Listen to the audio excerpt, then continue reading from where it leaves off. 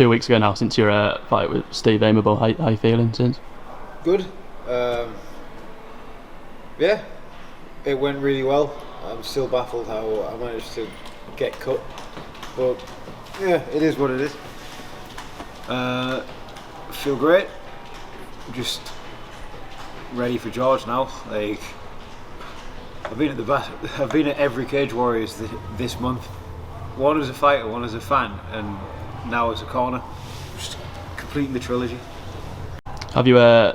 Did you watch it straight back afterwards, the fight? What did you think of how you did? I've watched it about 12 times, and I still don't know what was going on. Nah, yeah, I was happy with a lot of it. I do feel like I could have finished him with like some better decisions here and there, but he's tough. He's doing veteran stuff. Like he was just grabbing hold of shit and just throwing back at the right time. So, nah, it is what it is. No one else in Cage Warriors has finished him, but I've come the fucking closest. When I spoke to you before, and you said about like not smothering your work, you said. And I still smothered my work. Is that what happened? Is that why you didn't finish him? Do you think? Well,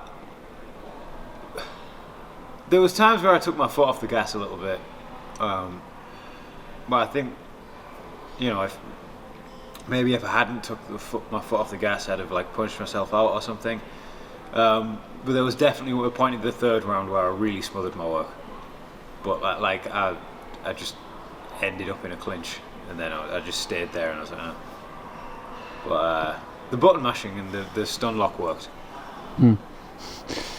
Was I think in the third round he looked like he almost had you in a guillotine. I think was there any danger there, or were you fine? No, but it would have been so stupid if I let that happen. It was. First thing I said to Harry, brilliant performance, all this. But the first thing I said before I said anything else was, if you got caught in that guillotine in the last 20 seconds, I would have disowned you. The very first thing I said to him. Yeah, I can confirm that. But it was After all the showboat before that as well, I was like, oh no. Yeah, it was just like I couldn't. Like people said, showboating. It's just a stance. Well, the hands behind your back. It's a stance. It's a legitimate place to put your hands. It's as legitimate as this. What did you reckon to Vicenic Hughes after that? Hughes looked really, really good. It was a good fight. They made adjustments to one another, and in like, you know, like they made smart adjustments to one another. It sucked seeing Vicenic take that much damage. It sucked seeing him in the hotel afterwards, and like, you know, he's a dad with young kids, and it's like when he put on Facebook and stuff afterwards, his kid didn't recognise him when he got home. That was like a bit of a hit in the feels. But yeah, it was a high level fight. Hughes looked great. Did it sort of? Were you backing Hughes for that fight? Or did it surprise you the way it went?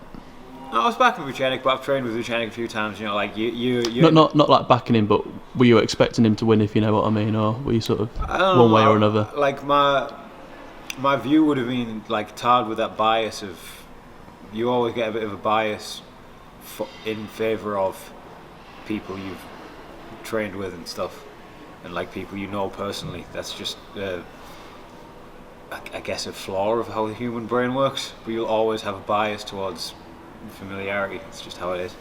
Yeah. So like I wasn't like surprised when Hughes started to like turn it around, especially because it was a very smart adjustment to what Vicenic was doing. Like Vicenic was whacking him with that right hand and then rolling, and then whacking him with that right hand and rolling through with the left hook, and then there was that left high kick catching Vicenic rolling into it, and then that's when he got the back and the body triangle, and then Vicenic was almost like fighting like he was behind the whole time, which, you know, fair dues, and then like, but he was kind of rushing his work a little bit, and then that's where Hughes was able to just sort of like relax and then take over the rest of the fight, really. Yeah. You were saying it beforehand, but like during the show as well, it felt like your fight was the number one contender fight during the show, the way it was being set up. You know, fucking bunged on the prelims though. I don't mind that. I think that means it'll end up on YouTube soon, which it is. Well, there you go. That's not bad. That's a good fight to have on YouTube for people to watch. So being bunged on the prelims has its positives.